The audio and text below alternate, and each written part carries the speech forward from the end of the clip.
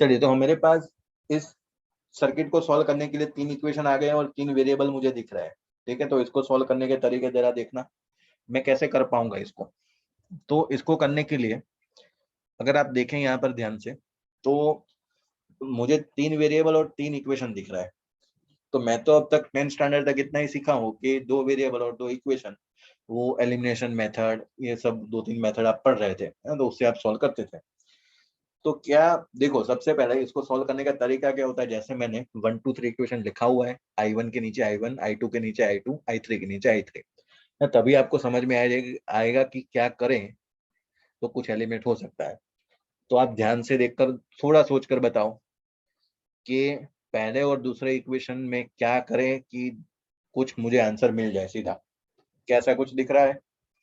पहले तो दोनों दूसरे को ऐड इक्वेशन, करें तो I2 तो एलिमिनेट हो जाएगा, प्लस और माइनस है तो। I2 के साथ I3 भी तो निकल रहा है, देखो जरा। I1 सीधा आंसर एक ही मिल जाए, मेरा काम ही बन हाँ गया यहाँ पर। समझ में आ रहा है? हाँ भाई। तो देखो ये हाँ, फिर बढ़िया। I1 की वैल्यू डाल देंगे, फिर दो इक्वेशन तो सॉल्व करना आता ही है सर। हाँ, I2 भी निकल जाएगा फिर। यस, I1 निकल जाएगा सबसे पहले। तो अगर मैं 1 + 2 जोड़ दूं, है ना, तो पहले और दूसरे को मैं जोड़ता हूँ, देखना ध्यान से। ये I1 + 6I2 + 2I3 = 10, ये पहला इक्वेशन। फिर आपका दूसरा इक्वेशन 7I1 - 6I2 - 2I3 = 10, है ना। मैं इन दोनों को ऐड कर देता हूँ, तो ऐड करने पर तो ये दोनों कैंसल। तो 7I1 + I1, this is 8I1, so we can write 10 20, 10 + 10 20, so we can write और I1 I1 is equal to 5/2। 20/8, 5/2 मतलब 2.5, फिर खत्म। ठीक है, पहला तो निकल ही गया। अब मुझे I1 मिल गया है, तो ये I1 को मैं क्या पुट कर दूं, कौन से इक्वेशन में, 2 और 3 में, है ना। 2 और 3 में अगर मैं I1 को पुट कर दूं, तो क्या मेरे पास तो अब 2 वेरिएबल इक्वेशन बचे, I2 I3 के, तो वो तो मुझे सॉल्व करना आता है ना। तो यही कहानी है, ऐसे सॉल्व किया जाता है। चलो, तो सबसे पहले putting this value of I1 in the equation number 2 and 3। ठीक है, चलिए एक एक बारी बारी करके पुट कर देते हैं। तो मैं इस I1 को सबसे पहले, चलो इसको थोड़ा ऊपर लेकर, चलिए स्टार्ट करते हैं काम। देखना ध्यान से, सेकंड वाले इक्वेशन में मैं पुट करता हूँ, दिस इज इक्वेशन नंबर 3, है ना। तो यहाँ पर लिख देते हैं हम, तो आप जब भी पढ़े तो आपको थोड़ा याद हो कि यहाँ से ऐसे घूम रहा था क्वेश्चन। चलिए, पुट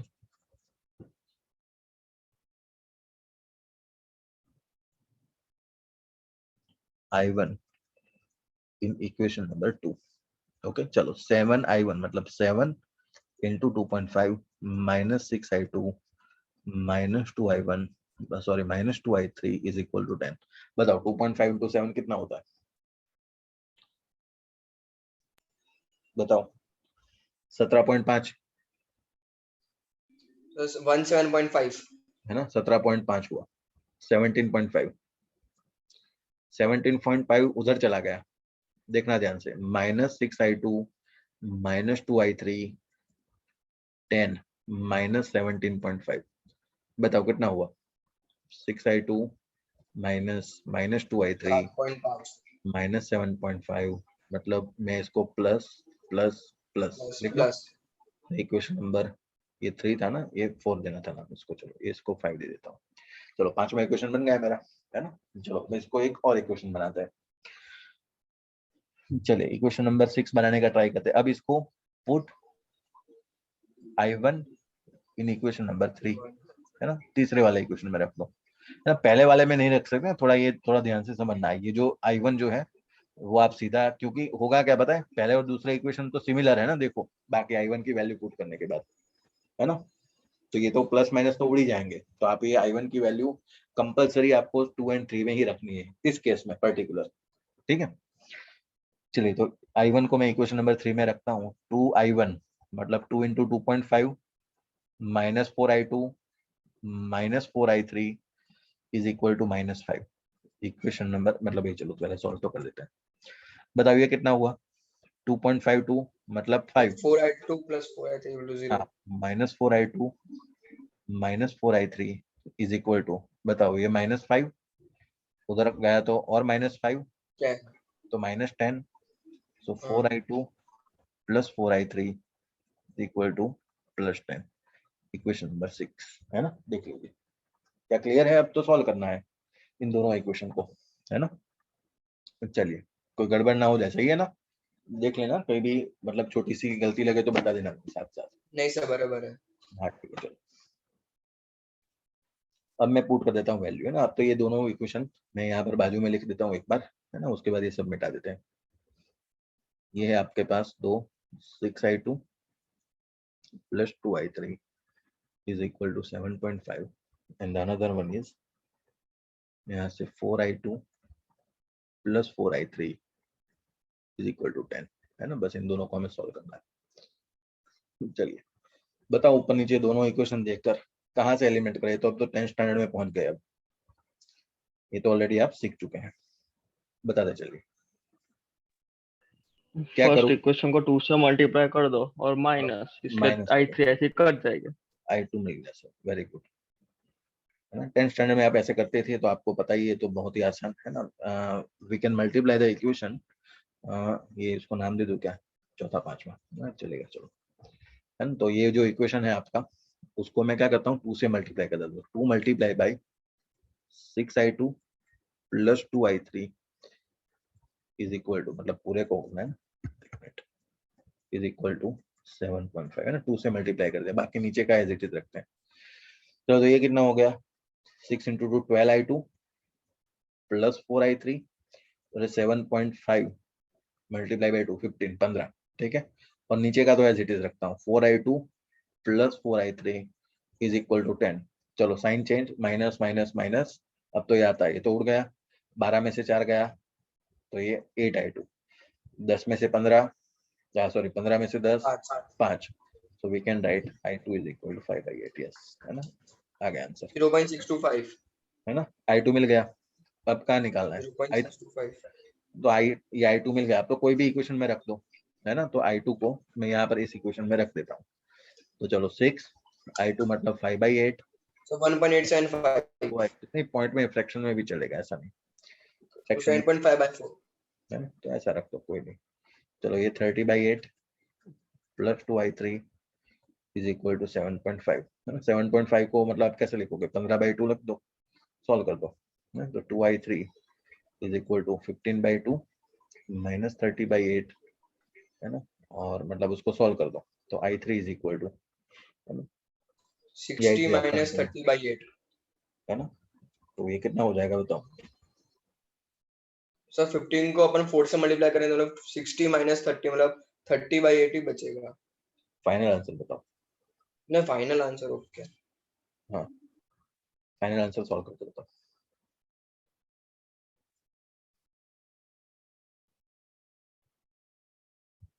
15/8, यस सही है, 15/8 आंसर आएगा। क्या सही आंसर आ रहा है?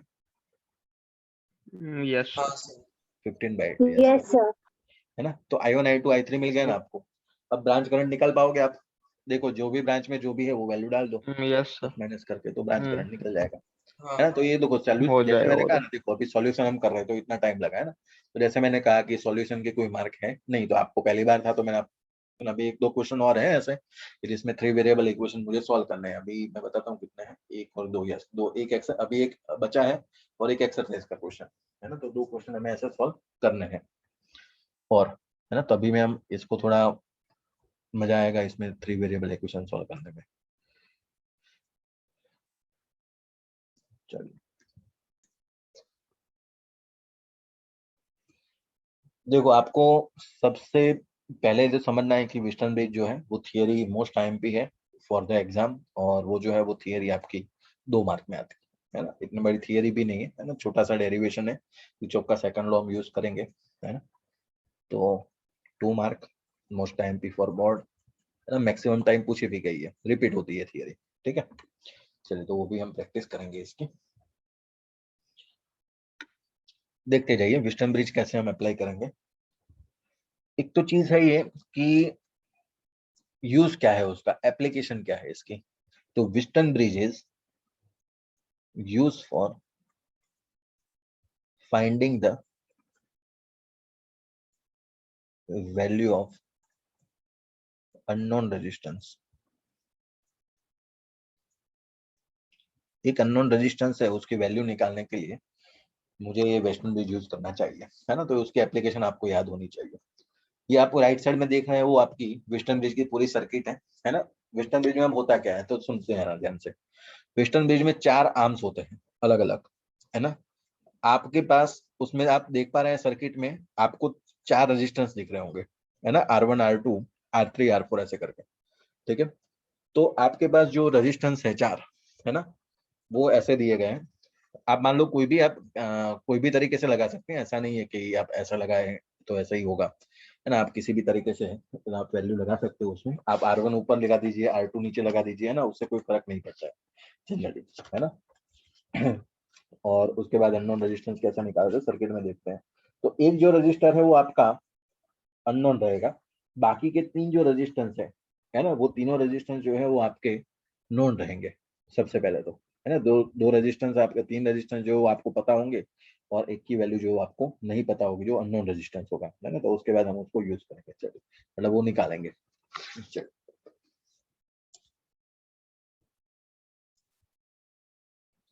देखते रहिए अब यहाँ पर। एक्चुअल में उसने क्या किया, आपकी ये टेक्स्ट बुक वाली मैंने फिगर ली है ना। तो मैं जरा एक जनरल सॉल्यूशन बता देता हूँ आपको।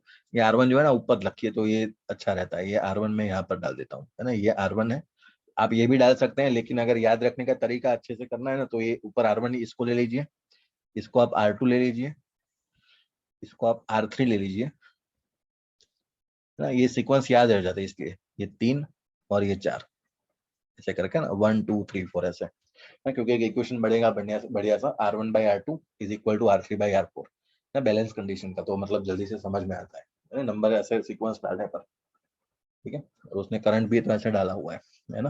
तो एक काम करता हूँ, चलो मैं एक ही बढ़िया सी सर्किट बना देता हूँ ना, क्योंकि वो याद रखने का तरीका है। फिर उसमें एक इक्वेशन आएगा ना, तो जल्दी से याद नहीं रहता है।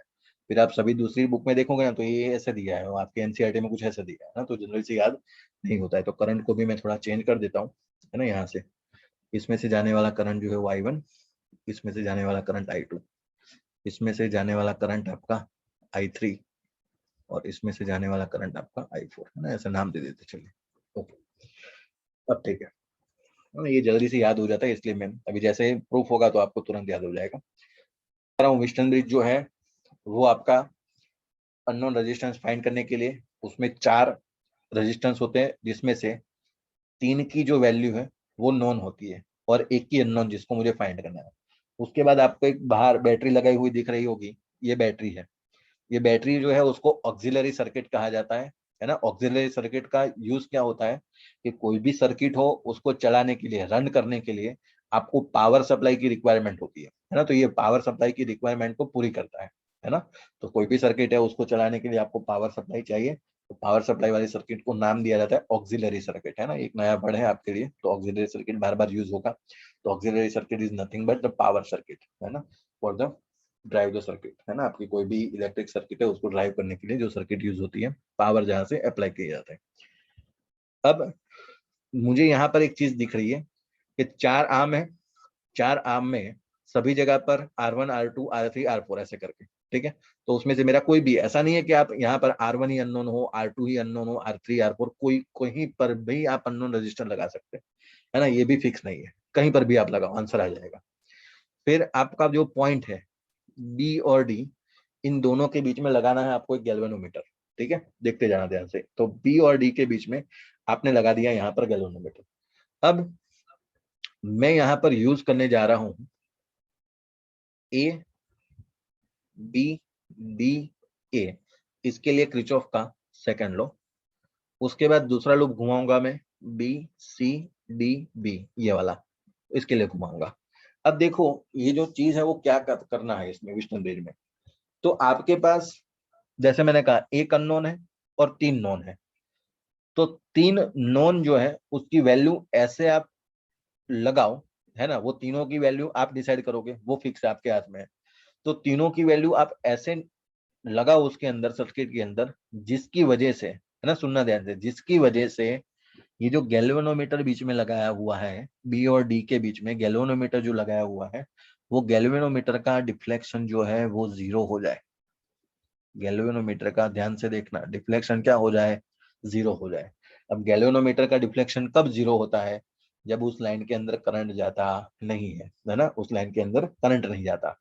और करंट कब नहीं जाता है, तो उसका मतलब हुआ कि आपका बी और डी पॉइंट जो है वो सेम पोटेंशियल पर हो, तभी ये पॉसिबल होता है। B and D same potential.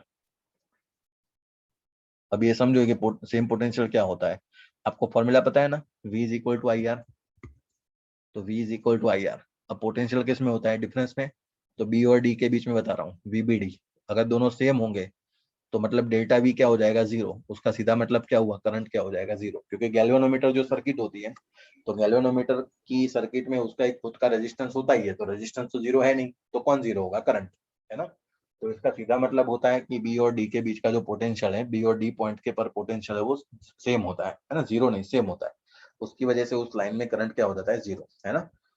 तो फिर से बता रहा हूँ, तीन जो है नोन है, एक अननोन है। तो तीन को ऐसे चूज करो कि बीच वाली लाइन में आपका जो करंट है वो जीरो हो जाए, है ना। अब आप बताओ मुझे, एबीडीए के लिए इक्वेशन कौन बताएगा, एबीडी के लिए। जश। हाँ बताओ चलो। तो सबसे पहले तो sir -I1 R1। -I1 R1। फिर बीडी में कुछ है नहीं, लिखने की जरूरत नहीं, हाँ जीरो आ चुका है। हाँ, फिर plus I2 R3। Plus I2 R3 equal to zero, खत्म। हाँ, ठीक है, क्या मैं इसको ऐसा लिख सकता हूँ, I1 R1 I2 R3। Is हाँ equal to I2 R3। Yes sir. Question number 1। चलो सेकंड के लिए कोई और बोलो जल्दी से, बीसीडीबी तो के मैं लिए। आप बोलूं, हाँ बोलो। -I3R2 -I3R2 plus I4R4 plus I4R4 is equal two is equal zero. तो मैं इसको मैं ऐसे लिख सकता हूँ, I3R2 is equal to I4R4। ठीक है, ये इक्वेशन नंबर 2। अभी जो गैल्वेनोमीटर में जो करंट जीरो होने का जो प्रोसेस होता है ना, मतलब इस कंडीशन को विस्टन ब्रिज की बैलेंस कंडीशन कहा जाता है। ये याद रखना, विस्टन ब्रिज दो तरीके के होंगे, एक तो बैलेंस होगा या फिर अनबैलेंस होगा, है ना। तो ये जो हम पढ़ रहे हैं वो बैलेंस कंडीशन पढ़ रहे हैं। अगर अनबैलेंस है तो उसके लिए कुछ प्रोसेस अलग है ना। अनबैलेंस जब भी होगा, है ना, तो बैलेंस कंडीशन में ही आपका एक गैल्वेनोमीटर का डिफ्लेक्शन जीरो होगा, है ना, बाकी नहीं होगा। एक तो ये होता है चीज, ठीक है। चलिए, अगर अनबैलेंस होगा तो गैल्वेनोमीटर में करंट जाएगा, वो हम आगे देखेंगे, उसके न्यूमेरिकल भी है इसलिए, है। तो this is the balance condition of Winston bridge, ठीक है, जहां गैल्वेनोमीटर का रिफ्लेक्शन जीरो होता है। क्या मैं इक्वेशन नंबर 1 और 2 को डिवाइड मार सकता हूँ, तो इक्वेशन नंबर 1 डिवाइड बाई 2, बताओ क्या होगा, I1R1 डिवाइड बाई I3R2, है ना, ये डिवाइड मारा मैंने लेफ्ट साइड का, उसके बाद राइट साइड का डिवाइड मारता हूँ, I2R3 I4R4, ये ऐसे डिवाइड मारा, ठीक है।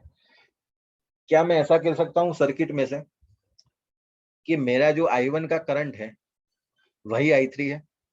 इसका रीजन क्या है कि आपका जो करंट जा रहा है ना यहाँ से I1, देखो ये करंट आपका I1 यहाँ पहुंचा बी के ऊपर। अब बैलेंस कंडीशन में हमने क्या देखा कि यहाँ पर तो करंट जीरो है, तो सभी का सभी करंट कहाँ जा रहा है, I1 I3 के ऊपर। तो इसका सीधा मतलब क्या हुआ कि वी कैन कट राइट जाएगा। I1 is equal to I3। क्या वैसा ही सेम नीचे भी होगा, देखो I2 यहाँ पहुंचा हाँ, यहाँ और पर, I4 तो इक्वल्स यहाँ टू, तो यस जीरो सर। है, यहाँ तो कुछ जाएगा ही नहीं, तो इसका मतलब हुआ I2 ही क्या है आपका, I4। So we can write I2 is equal to I4। चलो क्या कैंसिल होगा, हाँ, I1 I3 cancel, I2 I4 cancel, क्या फाइनल आंसर मिल गया, R1 R1 plus by R2 R1 upon R2 is equals to R3 upon R4। By R4। क्या हमने circuit में ऐसा सुना था कि तीन वैल्यू जो है, मुझे याद है सर्किट चूज करते समय तीन वैल्यू अब जो है एक मिल नोन जाएगा। है ना। तो तीन क्या, R1 R2 R3 मुझे याद है, और चौथा मैं R4 निकाल सकता हूँ, या फिर मुझे R2 R4 R3 याद है तो R1 निकाल सकता हूँ, कोई भी सर। है ना। तो मैंने इसलिए पहले आपको बताया था कि जो आपका अननोन है ना वो कहीं पर भी डाल सकते हैं, ऐसा नहीं है। तो ये balance condition of Winston bridge है।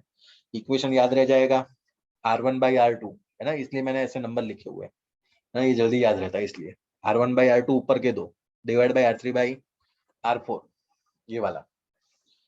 तो आप कोई भी अननोन रेजिस्टेंस, है ना, कहीं पर भी कोई भी आम में डाल दो तो वहां से आप निकाल सकते हैं। और ये याद रखना इक्वेशन, इसके बहुत सारे न्यूमेरिकल भी होते हैं ना, अभी एमसीक्यू भी इसके सॉल्व करने हैं बहुत सारे, है ना। तो एमसीक्यू भी सर्किट बढ़िया सी मिरर सिमेट्री भी आपको समझाऊंगा उसमें, है ना, जहाँ पर पोटेंशियल सेम होता है। विस्टन ब्रिज में बढ़िया क्वेश्चन आते हैं इसके, तो वो भी हम समझेंगे। ठीक है, इसमें कोई क्वेश्चन हो तो जरा पूछ लीजिए मुझे पहले।